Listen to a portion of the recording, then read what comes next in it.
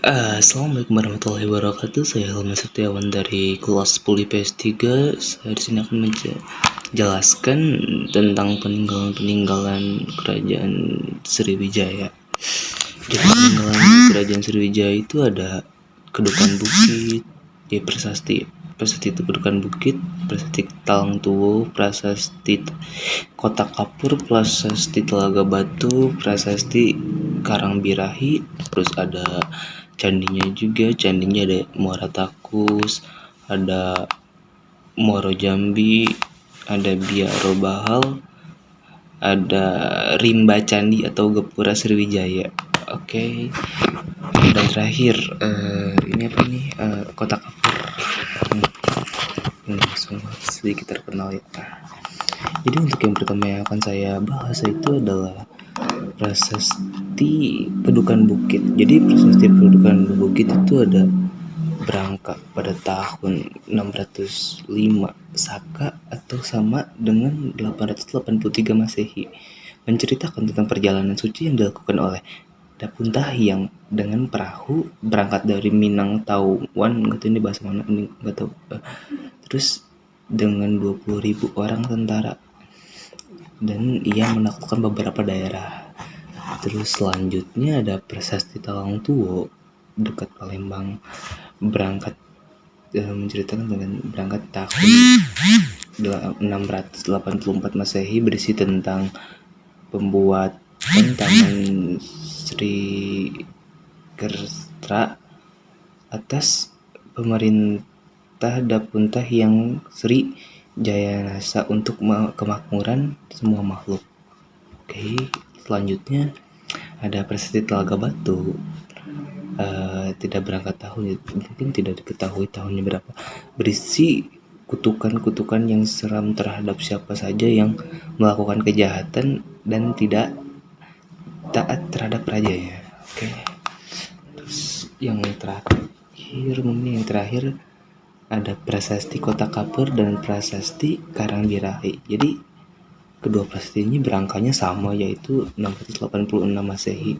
Isi keduanya prasasti itu juga hampir sama ya, yaitu permintaan kepada dewa yang menjaga Sriwijaya dan untuk menghukum setiap orang yang bermaksud jahat terhadap Sriwijaya. Berdasarkan kedua prasasti itu dapat disimpulkan bahwa di daerah Bangka dan daerah Maringin, Melayu ya, telah ditaklukkan oleh Sriwijaya.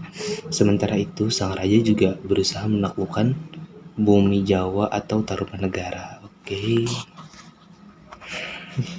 selanjutnya ada Candi Muara Takus ya. Situs Candi Muara Takus adalah situs candi budaya yang terletak di Riau. Di dalam kompleks ini terdapat beberapa bangunan candi yang disebut dengan Candi Sulung atau Tua, Candi Bungsu, Malinggai, Stupa, dan Pelangkap. Para pakar perbuka belum dapat menentukan secara pasti kapan situs candi ini didirikan. Namun candi ini dianggap telah didirikan pada zaman keemasan Sriwijaya, sehingga beberapa sejarawan menganggap kawasan ini merupakan salah satu pusat pemerintah dari kerajaan Sriwijaya. Oke, selanjutnya ada Candi Muara Jambi ya. Situs Purbalangka, kompleks percandian Muara Jambi adalah sebuah kompleks percandian ada agama Hindu, Buddha terluas di Indonesia yang kemungkinan besar merupakan peninggalan kerajaan Sriwijaya dan kerajaan Melayu. Sejak tahun 2009, kompleks Candi Muara Jambi telah dicalonkan ke UNESCO untuk menjadi situs warisan dunia. Oke,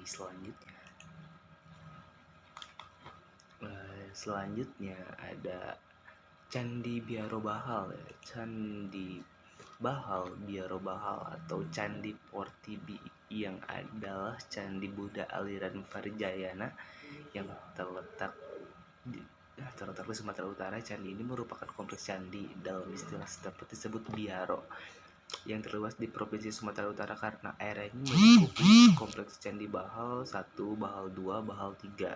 Oke. Selanjutnya ada Candi Rimba Candi atau Gapura Sriwijaya. Oke. Candi ini terletak di Sumatera Selatan dan sedang dalam proses penelitian oleh koordinator tim Napak Tilas Gapura Kerajaan Sriwijaya. Mereka menjelaskan di situs Rimba ini, candi ini keseluruhan berjumlah 9 gapura, namun yang baru ditemukan baru 7 gapura. Kondisi seluruh gapura kerajaan Sriwijaya yang berada di situs Rimba candi ini dalam keadaan roboh. Faktor penyebab gapura tersebut roboh kemungkinan mengakibatkan oleh faktor alam seperti gempa, erosi, dan sebagainya. Oke, yang terakhir candi kelima itu ada Candi Kota Kapur. Ini sebelumnya dilakukan penggalian keberadaan situs berarti Kota Kapur sangat erat kaitannya dengan perairan Selat Bangka yang sering dilintasi oleh kapal-kapal nelayan setempat maupun asing. Menurut sejarah, pada tahun 1700-an di perairan yang jaraknya sekitar 21 mil dari pantai Kota Kapur, pandangan tersebut sering terjadi perampokan terhadap kapal-kapal yang melintas oleh para penyamun dan bajak laut yang tersembunyi di sekitar Selat Bangka. Kabar mengenai merajalelanya para bajak laut terdengar oleh Raja Sriwijaya. Menyikapi kondisi tersebut, Raja Sriwijaya mengirimkan pasukan untuk memberantasnya. Utusan Raja Sriwijaya berhasil menaklukkan para perampok dan penyamun tersebut. Kemudian agar tidak ada lagi gangguan terhadap kapal-kapal yang melintas dan juga membahayakan kerajaan Sriwijaya, mereka dibuatlah sebuah prasasti yang bersih tentang perjanjian para penyamun dengan Raja Sriwijaya.